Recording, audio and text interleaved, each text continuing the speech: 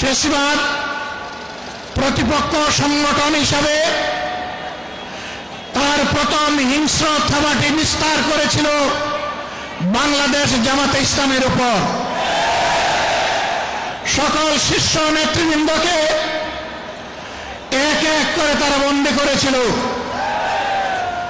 প্রথম দফা বন্দী হওয়ার পর প্রিয় সংগঠন এটিএম আজহারুল ইসলামের উপর সেই সময়ের গুরু দায়িত্ব তুলে দিয়েছিল।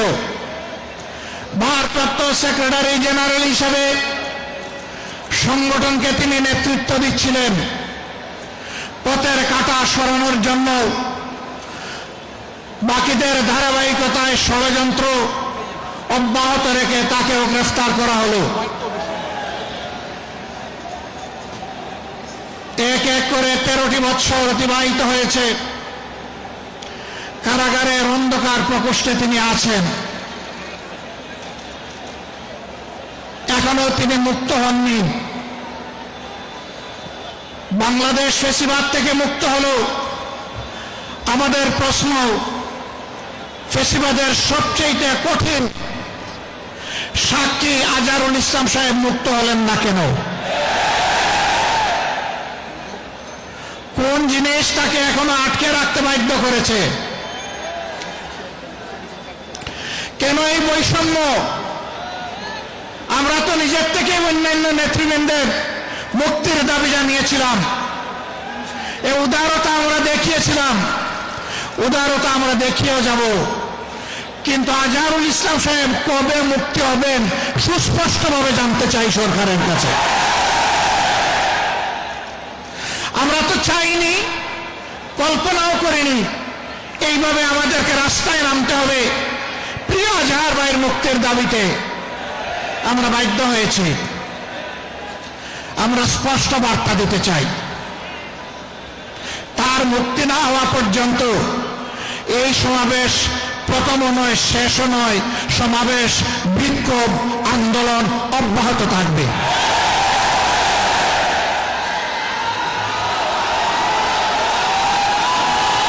আমরা আশা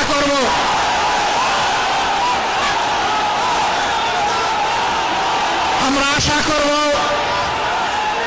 সরকার শুভবুদ্ধির পরিচয় দেবেন। এক এক করে বাড়তি মজলুমদেরকে যেভাবে মুক্তি দিয়েছেন, সর্বশেষ মজলুমটাকেও দেশবাসীর বুকে মুক্তি দিয়ে ফিরিয়ে দিন। তার জীবনের যে 13টি বছর হারিয়ে গেল,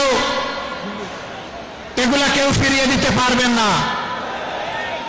আর 13টি মিনিট তিনি জেলের ভিতরে থাকুন, আমরা তা চাই না। আমরা ভদ্র, কিন্তু আমরা বোকা নই। আমাদের ভদ্রতার এই উপহারকে কেউ যেন দুর্বলতা মনে না করেন। ভদ্রতা যখন শক্ত হয়, তখন কি পরিমাণ শক্ত হতে পারে 15.5 বছর তা বাংলাদেশ দেখেছে।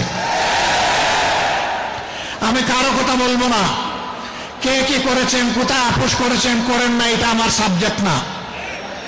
কিন্তু মহান আল্লাহর পর ভরসা করে মহান আল্লাহকে সাক্ষী রেখে বলছি 15.5 বছর মহান আল্লাহর দেওয়া শক্তির কারণে, মহান আল্লাহকে ভয় করার কারণে বাংলাদেশ জামাতে ইসলামী কোনো অপশক্তির কাছে কখনো মাথা নত করেননি। জীবন দিয়েছে, আপোষ করেনি। বহু আপোষের প্রস্তাব আমাদের কাছে এসেছিল। ফাঁসির কাস্টে নেতৃবৃন্দকে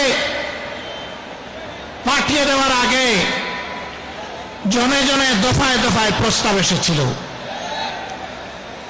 বাংলাদেশের জনগণ জানে, জীবিত অবস্থায় আল্লাহর সেই নেক বান্দারা, বাংলাদেশের বীর সন্তানেরা, তারা ওই সমস্ত প্রস্তাবগুলোকে পায়ের তলে ফেলে দিয়েছিলেন।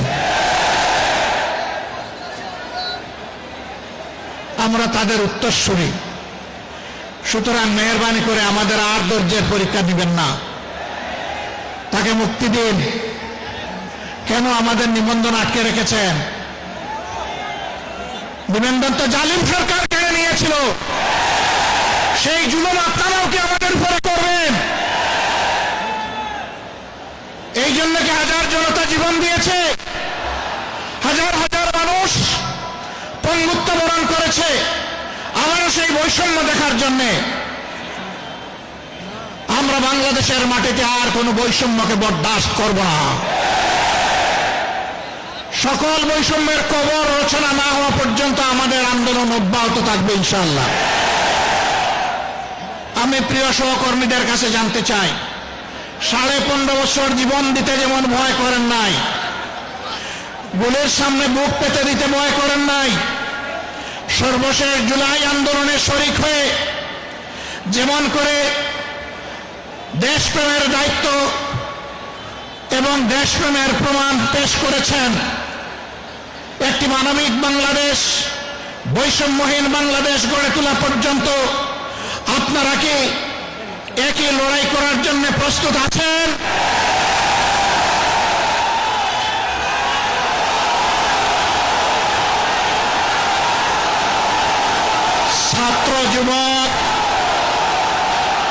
ছাত্র যুবক বন্ধুদের কণ্ঠে কণ্ঠ মিলে বারবার বলতে চাই, আবু সাঈদ মুক্ত, আবু সাঈদ মুক্ত, শেষ হয়নি যুদ্ধ, এই যুদ্ধ চলবে ইনশাআল্লাহ। আমাদেরকে মেহেরবানি করে কেউ নতুন করে আর চোখ রাঙাবেন না। ফেসিবাদের ভাষায় কেউ কথা বলবেন না, কথা বলবেন রাজনীতিবিদের ভাষায়। আমরা ওয়েলকাম করব, অভিনন্দন জানাবো, সমালোচনা করবেন, চুমু দেব, কিন্তু চোখ রাঙাবেন না মেহেরবানি করে। এই সংগঠন কারো চোখ রাঙানোর পরোয়া করে না।